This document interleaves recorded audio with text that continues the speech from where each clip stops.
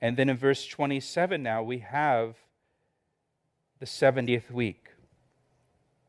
And we can say because the first 69 weeks were fulfilled literally to the day, it stands to reason that this final week, this final 7 years, will be literally fulfilled in the future. It's not going to suddenly switch now to using figurative language on us or symbolic language.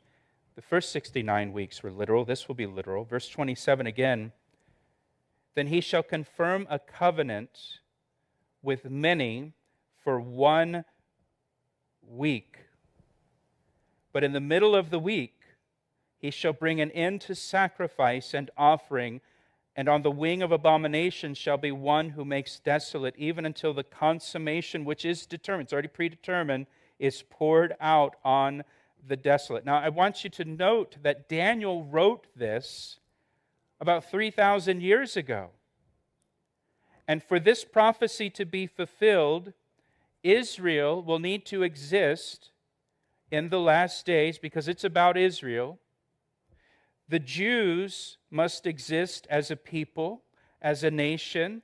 They must still have their national identity and the same religious practices as they did in Daniel's day.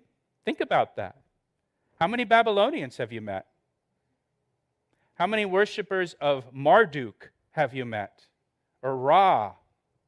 How many Egyptians that worship On have you met? They don't exist anymore. But for this prophecy to be fulfilled, Israel must be a nation. They must be dwelling in the land of Israel. They must still have their national identity. All of their religious practices must still be the same. They must have the city of Jerusalem. How many cities existed 3,000 years ago that don't exist today? Because this prophecy takes place in the city, is focused on the city of Jerusalem. So we can just appreciate how remarkable this prophecy is, because Israel does exist today as a nation. The Jews do still exist as a people. They have kept their national identity and their religion. They still worship Yahweh just as they did in Daniel's day. And Jerusalem is still the holy city of the Jews, even though the Jewish people were without a homeland for 2,000 years and scattered all over the world.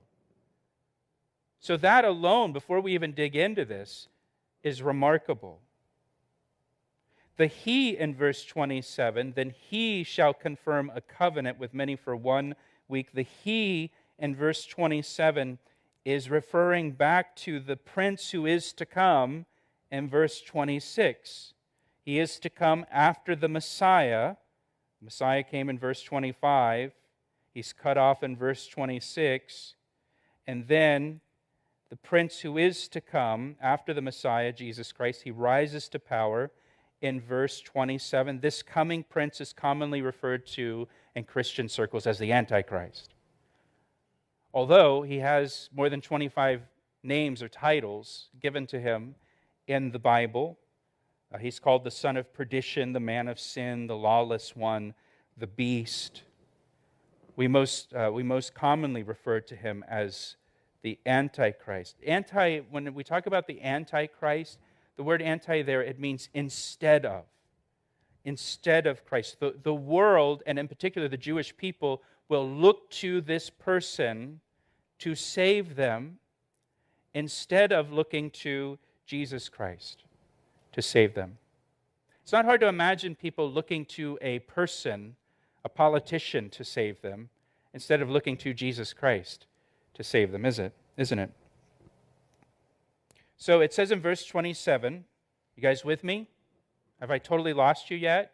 I know it's kind of like a fire hose for you, but notice what it says. He will confirm a covenant or a treaty with many for 1 week. So this is the final week of the 70 weeks. This is the final 7 years of the prophecy.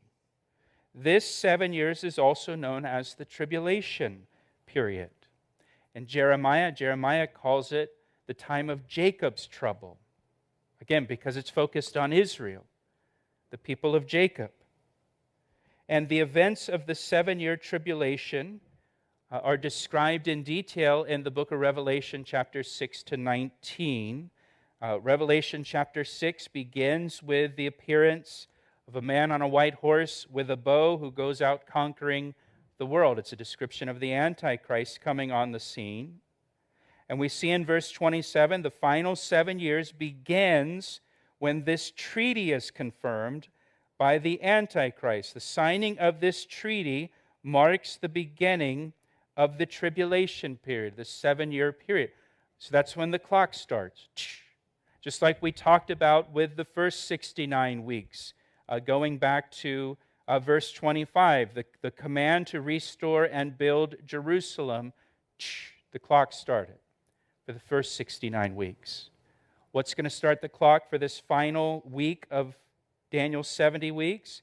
It'll be this covenant that the Antichrist will sign. The rapture does not mark the beginning of the tribulation period. A lot of Christians think that when the rapture happens, well, then the tribulation begins. No, that's not what we're told in the Bible. The tribulation begins with the confirmation of this treaty. The rapture will happen before this, and then the tribulation begins with the confirmation of this treaty. That's when the clock starts, when this treaty is signed between the Antichrist, Israel, and many others. Now, this treaty, as we see here from this verse, this treaty will give the Jewish people the right to build a temple in Jerusalem on the Temple Mount and to reinstitute their sacrifices, because in the middle of this 7 weeks, the 7 years, in the middle of the 7 years, the Antichrist will bring an end to the sacrifice and offering, which implies that they're making sacrifices and offerings.